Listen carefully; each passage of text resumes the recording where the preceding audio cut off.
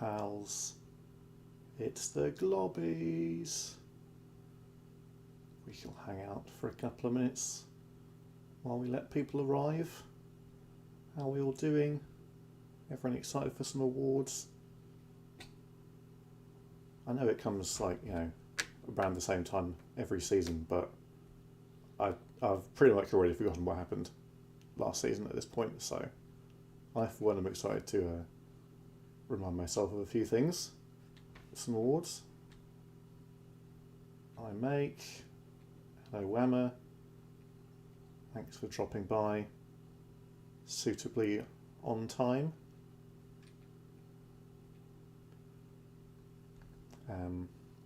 There is, I should warn you, there is a slight risk that this might be the first Globbies in which the host simply dies during the stream, because I put all this on quite a long time ago now.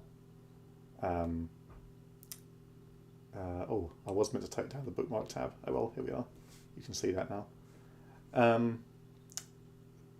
Yes, I put this on quite a long time ago to test whether it worked, and I should have taken it off once I proved that it had, but I didn't. So I am now quite close to perishing. So that's fun. It's going to be an exciting moment when I just kind of keel over from heat stroke during the show, and there will be no one here to turn off the stream, so you will just be able to watch my slowly rotting corpse, which will be fun for all the family, I should think. Hello Mike, thank you for joining us. We're almost ready to go.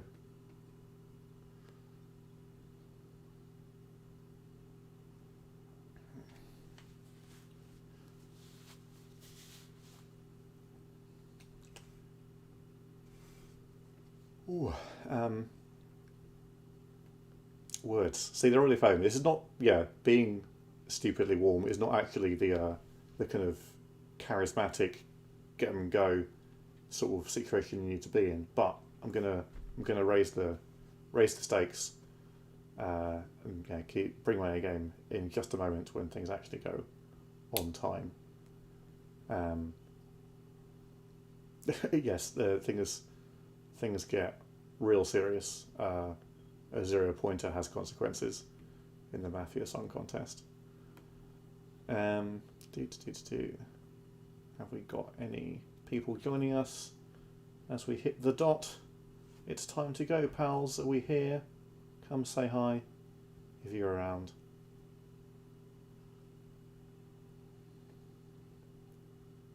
Give them just a few seconds. Good thing, frankly, that I took the time to clean up my bookmarks tab just the other day, because it would have been a right mess if you'd go in. Now that I've not remembered to turn it off. Oh, my volume is low. Maybe the mic is a little bit far away from me. I can turn that up potentially, or you can use the solution of turning your volume up, because this is the only noise that will be coming through my feed. There's no fancy Globby's theme. RSVP to the theme song, even though it's not strictly speaking the theme song of the Globby Awards, it is of course a theme song and it's very good. So shout out to Todd for being great. Right, we're going to get started because we've got places to be, we've got awards to give out, we've got a wheel to do before Whammer has to go do any connect shit. So let's kick things off and ramp up my tab. Boom, slideshow. Welcome everyone to the Season 18 Globby Awards, where we celebrate all the things that were excellent about Season 18 and also quite a lot of things that weren't.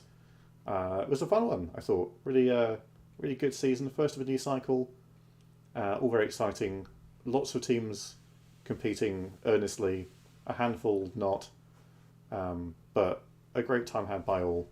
And I'm sure we can agree, absolutely no crushing bottlings of the title. So pretty pleased with how that went. Here, obviously, as is tradition at the start of a Globby Awards ceremony, here is a series of images that bears some relation to the Gobshite Draft League. Aren't they lovely? We carry on, and of course your winner, it's the Camera Chameleon Collective, second in a row, 2 seasons for Fronka, 2 victories. Disgusting, please nerf. Well done to KCC. In the end, it was quite a convincing victory. 9 points I think it was. Let's find out. 9 points was indeed the difference. Look at a monstrous goal difference at the end. Really, nobody came close, and certainly you'd have to say nobody was leading by a massive distance for a long period of the season, other than KCC obviously. So well done to them. Shout out to Peel for coming third yet again. That's always fun. Well done also to St Martin Saints for successfully stealing a place in the top half of the split and ending up with fewer points than the team in 21st. That's quite impressive. All kinds of nonsense happening here. We have Real Madrid propping up the bottom of the table. 1 entire win, 6 draws. Well done to them for turning up. But it's back-to-back wins for Fronka. Let's get into some awards. And obviously, we're going to start with Team of the Season. And as is tradition, the team that won the league has walked Team of the Season here. A massive landslide for KCC and entirely deserved. They were excellent. We had votes as well for the Dwarfs, who were, like in the early stage of the season, absolutely horrifying number of goals they were putting out.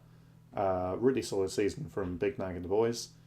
Real Madrid appearing on this graph for reasons not really known to God nor human, but they are here. Peel finished third. Fair play to them. And the Ducks, who were, at one point looking like they might have one of their worst seasons ever, but they really did come through with an incredible back half of the season with Gareth Southgate in charge. A lot of fun to be had there. Might be a little bit generous to say actually the team of the season, but very notable team. Big part of the year. Nice to have them here. Will we get any surprises though in DOF of the season? No, that's not how this works. You draft the winning team, you win DOF of the season. That's just contractually what we do here. So well done to Fronka. Also, it's 2 for 2 for awards so far. A lot of votes for Tice though. St Martin Saints, if you believe the test seasons, were the best team. They ran away with several, but you'd have to say massively underperformed when it came to actually the canon season. So Tice apparently a better drafter than a gambler. A couple of votes for me, for my lovely Weasels team, who many underrated going into the season, but were excellent and finished a creditable second. Gabrielle on this list for just a really solid Dwarves team. Mike appearing for just a fantastic draft, like a plan executed almost to perfection and some real shithousery on the way. And Stefan also voting for himself. Let's carry on to the player awards, and obviously we're going to start with the big one, which is a manager award for managers who manage people, specifically players. So that's the connection there between players and managers, and I definitely remembered which one's coming up next. So manager of the season is going to come first, by which I mean third, and I'm not in any way dying of heat stroke. Bobby the Zebra won it all with KCC, an excellent performance from him. Some would say that you just have to put Haaland and Sheila on the pitch and hit go. But he did do that, to be fair, and he had every opportunity to not do that. So, consider that game plan executed. We also have a couple of votes for Pep Guardiola. I think mostly for just like a notable manager, like having had very visible trials. Although one of these 2 votes was explicitly for having lasted as long as he did. which, I mean, look, uh, you had your chance, Pep. You were given a functional 11 and several highly qualified backup players. Um, so I don't really know what else he could have done differently on that level. So yeah, Pep is dead again for the cycle. Excited to see the back of him. Big Nag for the Dwarfs. Julian Nagelsmann had a very solid season. Although finished something like 6th or 7th, was it in the end? Probably you'd have to say not a comparable vote to Bobby the Zebra if you're asking me. Andriy Shevchenko appearing on this list for having managed like 2-3 games with Barcelona, during which they were about as shit as they always were. So again, not really sure what he's doing here. Jurgen Klopp is dead, so that's nice. And Gareth Southgate, probably the only person with any kind of claim to it other than Bobby the Zebra, who took a truly awful Ducks team, completely reshaped them against all logic of how the team was drafted, and made them pretty damn good. Fair play to Gareth. We'll see if he gets to continue this season. But now let's move on to the next player award, which is, of course, Player of the Season. Now, some may say that scoring a shitload of goals and basically being the reason why your team won the league isn't enough to be Player of the Season. And to those people, I would say you are an idiot, or Stefan, who's voted video games out of obligation. But one vote for his enormous Big Norm, who I think probably would have deserved it if he'd been able to keep it up through the final third of the season and actually turn that great early form into a title for Weasels, but was certainly in sparkling form, like one of the premier kids, perhaps the premier kid, just putting on a show at some point during the first part of the season. So a serious contender, but some way behind Haaland. Victor Osimhen appearing here, I think in part as a protest vote for him not appearing on the striker of the season shortlist later on, which is reasonable. He did score like 22 goals, fair play. And Romelu Lukaku is for some reason on this graph, so well done to him. Let's go now into positional awards, assuming that is next, which of course it is. And we're going to start with the goalkeeper of the year for team of the season. This is a pretty well fought category. I think you can make a case for several of them. Diego Costa, perhaps a little lucky to be in the same company here as he is with the others, but does get a couple of votes for his performances for Feyenoord. Maybe not been so good in the Do It Better streams this week, but you know, he has got votes, so fair play to the lad. Wes Foderingham was incredible. Oh yes, I do need to move my thing. That is a great point. I meant to do this ages ago. Thank you.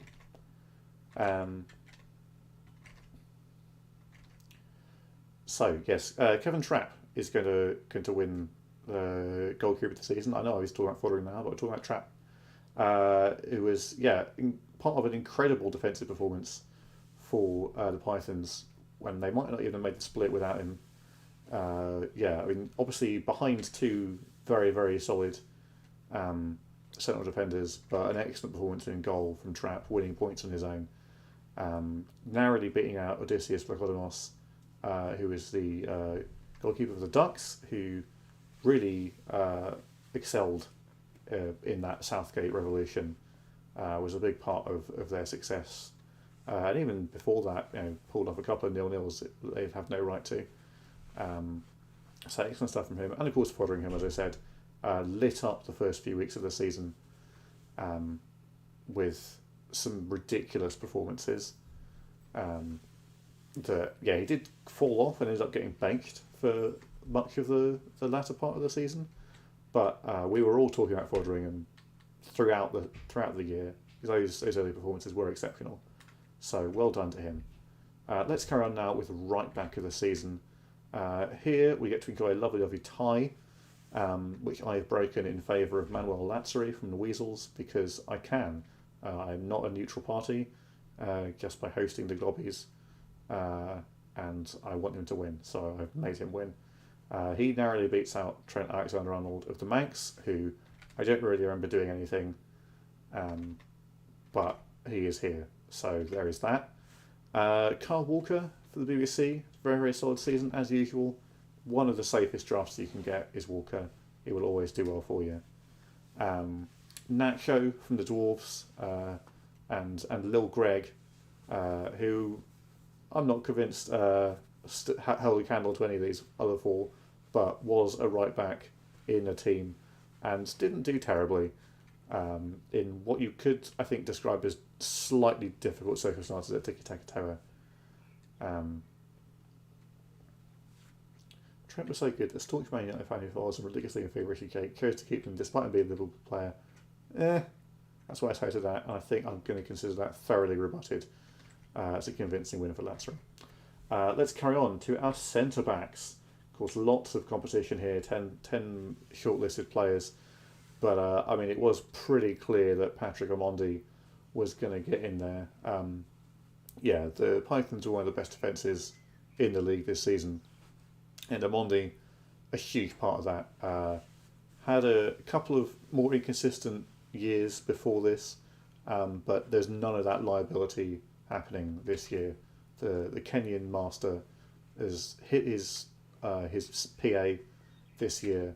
It's just incredible to see, like our crop of Kenyans being so important at well performing teams. So good on Patrick Omondi. Comfortably gets one of the slots in our team this season.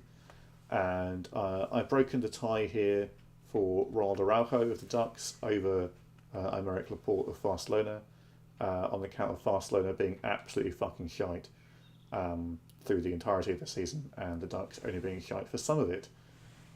So Araujo gets the spot here, but shout outs to everyone who got multiple votes: Eder Militao of Sirs, William Saliba, Amondi's partner at the Pythons, and Pepe, who is just a madman as usual. The Fridge, I would say lucky to be here. Mikel Marino, literally not a centre back, but played quite a lot there. Paint Trophy, I reckon there's a couple of games he lost to us outright, but there you are. Ducks and Pythons represented in our back two here. We go on to the left backs of the season. This was a tough one. Lots of choice here. Lots of excellent players, and it was tricky for people to agree on a leading candidate. But we do have one. It's Teo Hernandez of Bantabangan Wanderers. Always a solid draft. Really did a lot of work for the Pants. Although I'm sure that we'll shortly be seeing a long list of his failings elucidated for us by John in the chat. So looking forward to seeing that. Rafael Guerrero, I've forgotten where he played. I'm sure it's fine. Alfonso Davis for the Ducks had I would say a somewhat turbulent season, but when he's good, he's so good. And it was a round one pick who did his work, I would say, overall. But closest to Hernandez were Kieran Tierney of KCC, a big part of the attacking threat coming from the back for KCC, and obviously contributed to that ridiculous goal difference as well. And Jose Gaia from Weasels, it was extremely efficient all year long, and did a lot of work as the sole wide player down that flank. Hey Reese, thank you for joining us. Thank you as well for the hat shout out. What did you see? What did you see at the cinema? We want to know this sort of thing. But while you're telling me, I'm going to move on to what I believe is next is the central midfielders, I want to say. Hell yeah, got it right. Again, lots of choices here and lots of good choices as well. Plenty of contenders were really solid this season, but a comfortable outright victory here for his Normus Big Norm, who, as I said, kind of ran the show for the Weasels title challenge. Some absolutely sparkling through passes to the likes of Alexis and top 10. Really just come into his own as the leader of a title challenging team. So well done to Big Nor, who takes the first lot. I've broken the tie here between Rodri and Aurelien Tchouameni. for Kouameni because KCC were great, and I literally don't remember a single thing that Max did this season. So there is that. But fair play to Rodri, got a lot of votes and probably did something right. And I would expect that I'm underrating him, but again, can't remember anything he did. Kevin De Bruyne came pretty close. Mason Mount also got multiple votes, but ultimately nobody else challenging our key players here. So it's Onyango and Kouameni who get in. We'll go on to right winger of the season. By which I mean left winger. It's sort of, if you think about it, the right wing is really the left wing of the left. I don't know what I'm saying. I am, again, to repeat, going to die. Sheila, though, not going to die anytime soon. Young and vigorous and absolutely dominating the left wing. Not clear why we let Frankie get him. But we did, and he dominated. Incredible performances all year round.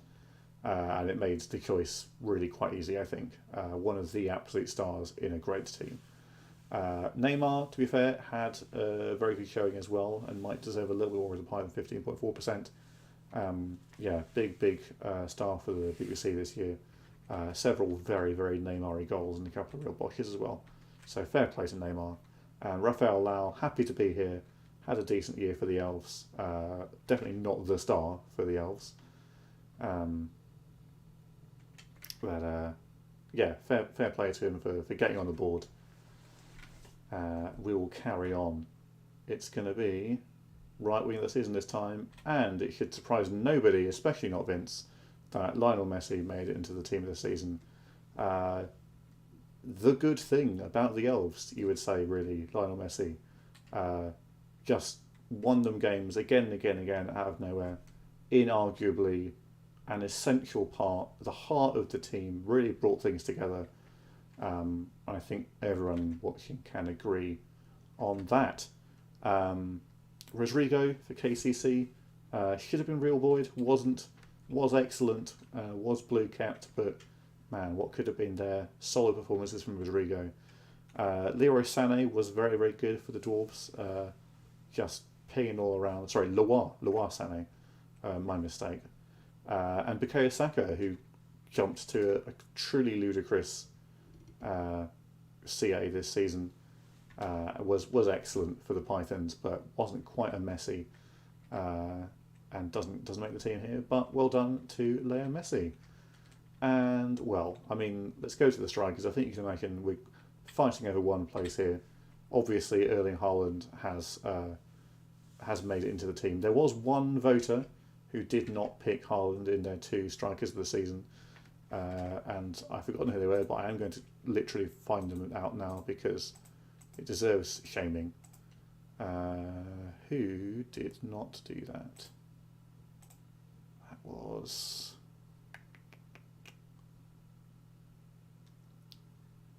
Tice, you're an idiot. So there you go. That's all I have to say about that. A shameful thing to do. But Haaland scored 60 goals, something stupid like that. It was ridiculous. Comfortably the best player in the league, and obviously the best striker of the season. So that had to be that. Some competition for the second slot between Alexis Umeres and Damson Owino. You'd love to see two kids fighting out for a spot in team of the season, but it does go to Damson, who just rocketed the goals in. Mostly in the back half of the season, but did a few before Klopp died as well. We all had written him off as a finisher at the highest level after being Maychestered, but he was incredible. Scored something like 22 goals, and we are all very, very proud of what he's achieved. Does make it into Team of the Year, beats out the Weasels striker. Votes as well to Timo Werner, Romelu Lukaku, Alexander Isak, and Lucky Davy, but I don't think any of them had the case here. Obviously no other strikers could reasonably have been considered for this, and I think we can agree that we nailed the short list. So that is your team of the season. We have 3 representatives from KCC, 2 from the Pythons, 2 weasels, a duck, an elf, a pantsman, and that's and an eagle. So some good diversity here, but well done to our team of the season. Banter awards now, and well, there's plenty to chew on here. Goalkeepers, we have a win for Edison, the first choice backup for whoever it was, Thibaut Courtois, was it, at Tiki Taka Toa, who was regularly called on to come onto the pitch as a substitute and perform just a regular set of backup goalkeeper duties, which he did so ably. Congratulations to Edison for being the go-to guy for Pep and whoever came in after Pep. Shout out as well to Hell's Bells, Gregor Kobel at Manchester United, for being just kind of a liability. The words "fucking wastrel" were used in the submission form for this. I think this chap has a bright future of shitness antics ahead of him in the Gobshite League. Looking forward to seeing what's coming there. Got a vote for Joe Gomes. Congratulations to him. Always nice to be nominated. Geronimo Rulli, who played for someone. Honestly, couldn't tell you who, but he does have a fun name. Anatoly Trubin, who was very cleverly, I thought, real boyed as the goalkeeper for Pantabangan, but he was described in the voting form as having met my lowest expectations. So whoever that anonymous voter is will be delighted to see him falling short of something else in winning this one here. And then, honestly, I don't recall, but there was a vote for a keeper who, quote, punched it to Lukaku so he could score. Couldn't tell you who that was. Maybe somebody in chat will recognise. I don't have anything, but hopefully that wasn't any of the on the list, because otherwise we're in trouble. We will move on to Banter Defender, and well, you have to say it's a big result here for Edison, who's on several occasions filled in at various defensive positions for Tiki Taka Toa. They were just curiously light on options off the bench. Not really sure how that happened, but they did, in the occasional emergency or 15, have to call on Edison to play in defence. So he's more than earned his position as Banter Defender of the season. But we have plenty of other people to shout at here as well. Joe Gomes getting a mention for Banter Defender. Taglia Fuck Off gets 1.5 votes for just relentlessly murdering people. One of those votes shared with Denzel Dumfries. Not previously been like a noted psychopath in the Gobshite League, but clearly the two of them had a serious influence on each other, and this is insane. Yeah, they truly just popped off with votes all year long. Marquinhos, nominated in Banter Defender for basically never ever playing as a defender, despite 2 excellent Franks available at DM for the Ducks, just never ever played there because Marquinhos was in the way. Jordi Alba was in this season. There must have been a reason he was nominated, but I couldn't honestly tell you what it was. And Josko Guardiol, who I think we can all agree has had a controversy-free year of just being solid, real boy pick. I mean, look, he hit his PA this season. You can't really ask for more than that from a young player. So well done. Or the Alba Simon incident, I might have missed that stream. I'm getting that impression because I've got no idea what's going on with that. But shout out to Jordi Alba, to be fair, for whatever that was.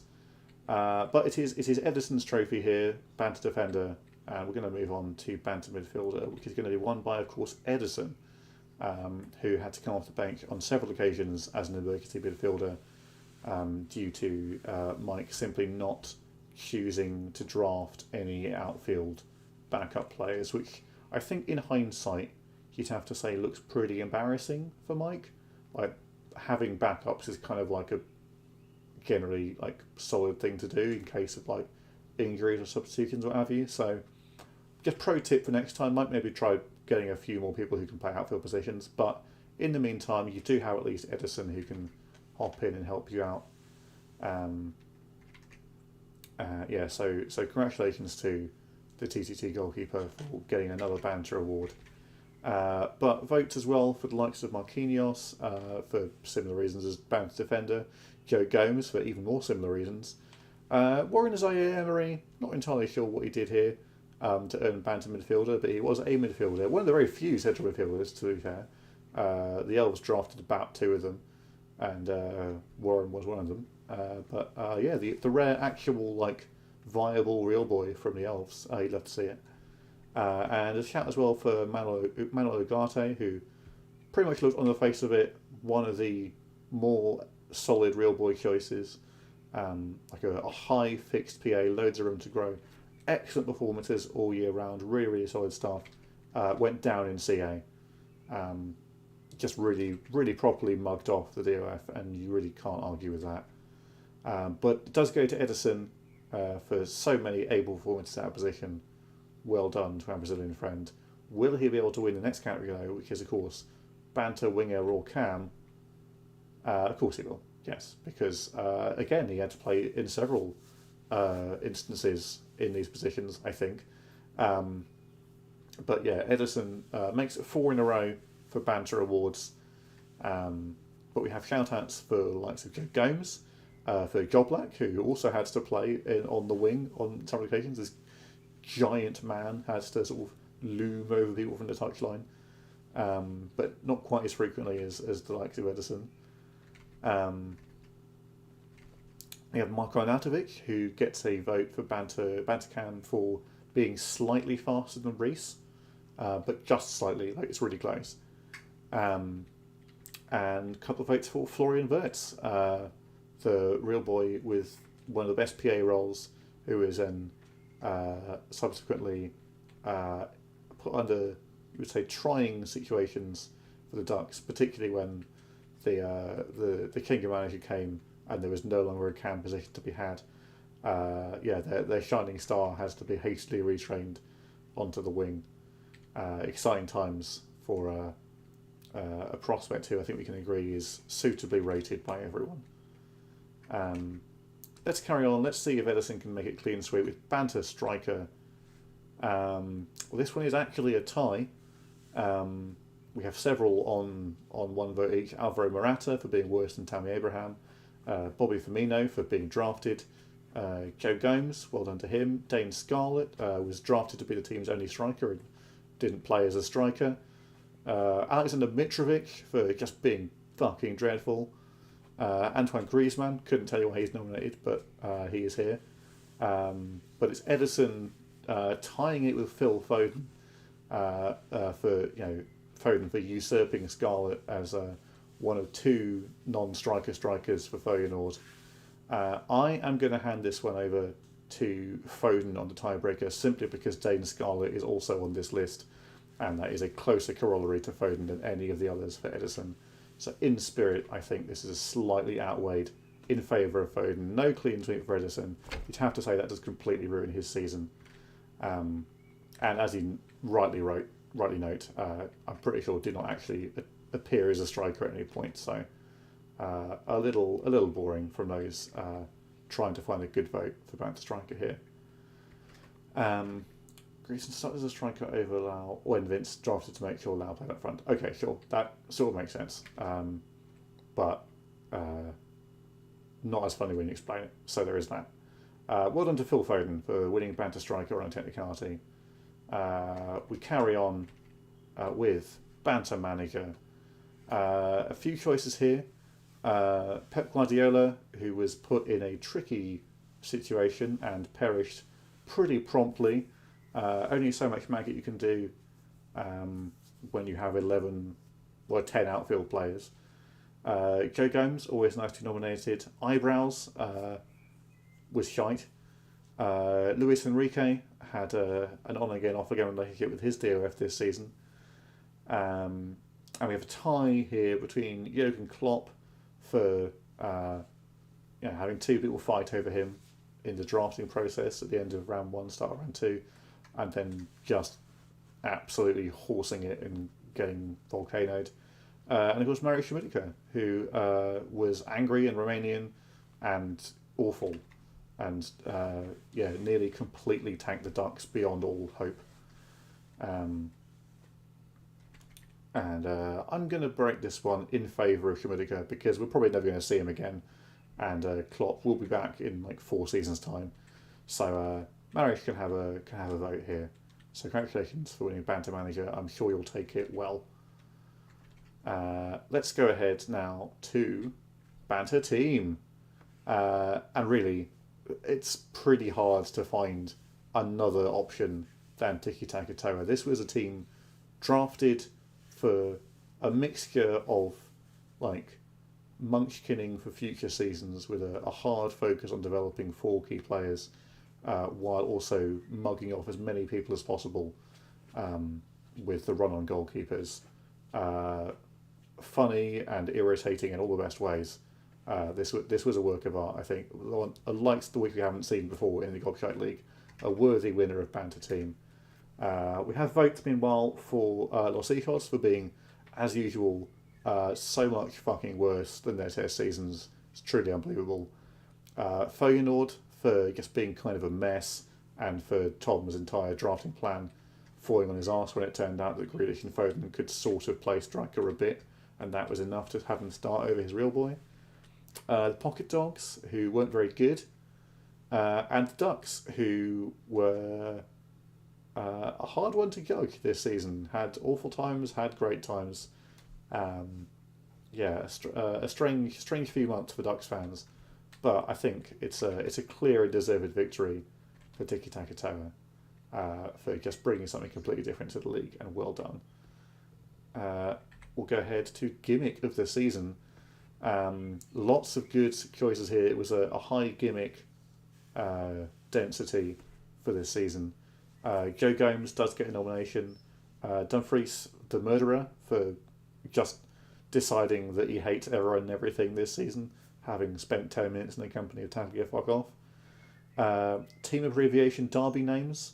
For this it has happened occasionally before, but this season really saw a proliferation of 3-letter abbreviations becoming bespoke derbies depending on who was at home and who was away. Lots of fun to be had there. The campaign for Luis Enrique to leave the Dogs, which appears to be nominated for. I can't see any reason why that would be here other than just it's just a very factual based nomination on what happened with the Dogs this season. The Wormhole Machine Gun. This is a season. I think we did have the most wormholes we've ever seen in one go. Several players had saved up plenty of pleb points from previous years of shit teams that they had no point wasting them on them. So lots of refreshers, lots of changes of fortune, and usually at the expense of people like the Ducks and the Dogs. So you love to see it. No striker Feyenoord. It was a plan that sort of worked and sort of didn't. Always fun to see, and just Franke outskilling everyone twice in a row. It does seem a little bit like we might just be worse at this than Franke, but hopefully in about 10 minutes time we'll be able to see him have to do this without drafting Erling Haaland, which will hopefully allow us some different options. But the winner of this category is just John's general relationship with his Panterbangen team, ranging from fury to despair. Always had a way to see the shit lining in every cloud. A delight to watch every week, because we found exactly what was unacceptable about this particular win. So well done to John and Pantabangan for cultivating an excellent gimmick. Let's go ahead now to whatever the next category is, which is, of course, Surprise of the Season. This is historically one of the categories on which nobody can agree the meaning. We have all kinds of stuff being nominated here. I'm going to go back around the board a little bit. Damson can actually finish. That was a serious reversal of fortune from previous years, where Damson just became good Muller for parts of this season. A real shock to those of us who'd watched him at Maychester every time at all. Edison failing as a DLP, the hype there not paying off as much as this particular voter wanted to see. Jude Bellingham being bad as a ball-winning midfielder is also nominated there. An extremely niche gripe that didn't pay off for someone here. The Elves being good, they had very few centre midfielders. They hadn't built their striker system properly to have who they want plays where they want, but actually were pretty good most of the time. Impossible to say how that happened if any particular players had been deserving it. Also, just the very simple surprise of Claude Leroy not being in the database anymore, requiring a last-minute change of manager for the Ducks. RSVP to a real one. Still very much alive, of course, but in Gobshite terms, essentially dead. Loire Ball 2 may yet live through an alternate vessel, but is been a big part of Gobshite lore, and we're all sad to see him go. Joe Gomes nominated as well, always nice to be there. The Saints being just so much worse than their test seasons. I would say less of a surprise that they were so much worse than their test seasons, and more that the test seasons were so much better than what we got. But they were very bad, despite being in the split. Just a straightforward vote for Matthias Akanyi, just being good. Had a really influential season, and I guess was like quite a late draft. When was he drafted? Let's find out. I can't remember. So Akanyi went in round 17. So yeah, actually like a pretty good shout. But the winner is Where's Yashin, aka Wes Foderingham, just becoming, for the first few weeks of the season, the best goalkeeper who's ever existed. Real Madrid were at times impregnable, especially against the Ducks. And that's pretty much solely down to the fact that Wes Foderingham just was inhabited by some kind of god. Completely fell off as the season went by, got dropped eventually. But we'll always remember in Gobshite history that purple pack for Wes Foderingham. So well done to him. What is next? Not a lot next. Disappointment of the season. Plenty of disagreement on this one. There is no clear winner. We'll go around the horn. Gavi's low PA role and failure to gain anything. When you build your entire team around your real boy and your three blue keep kids, it is always extremely funny when you don't actually get the big hit on the roll. Plenty of room still for Gavi to improve, but could have been better for Tiki Takatoa. Pantabag Wanderers, just generally, I can't imagine who would have voted for that. Los Hijos de Chud were dreadful. Calvin doing worse than the Elves, despite having chosen the manager for the Elves who didn't have a preferred formation. Somehow the Dogs did do significantly worse than the Elves. One vote as well for Fuck Off. Truly a mystery how that could have come in. Barcelona, who were really, really bad. Just really bad. A team who have almost become synonymous with just doing quite well. One vote for Jude Bellingham. Again, some of these votes, like just where they come from, you can never tell. One vote for the Pocket Dogs, who were bad. One vote for Joe Gomes, who was Joe Gomes. And one vote for Kiro, just simply not getting any starts as the intended first choice striker for BBC, mostly overlooked in favour of Marco Reus. Don't really understand what happened there, but it's a legend of the Gobshite game. Denied an opportunity to strut his stuff, which was a bit of a disappointment for some.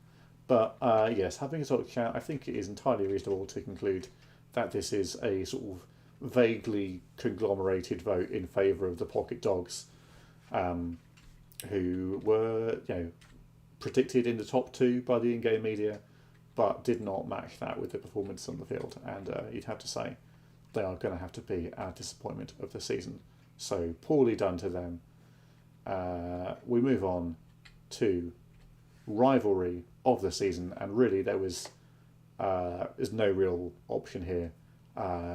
It kicked off almost at the start of the year, and it continued throughout. Tom versus Adam, Los Ecos versus Feyenoord, two bald men fighting over a cone when it came to league position.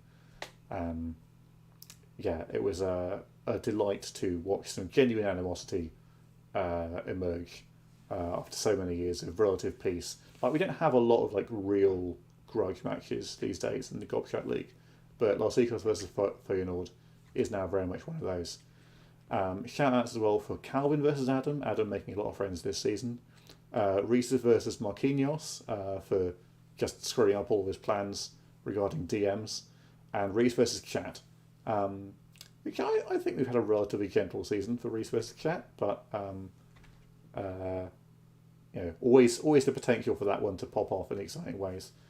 But yeah, this is a clear win for Tom versus Adam. I look forward to much more anger in the seasons to come. Not a lot left to go over at this point, but let's carry on with some of our final moments with special mentions for a handful of things about this season. One mention for LOL, which I have to harshly agree.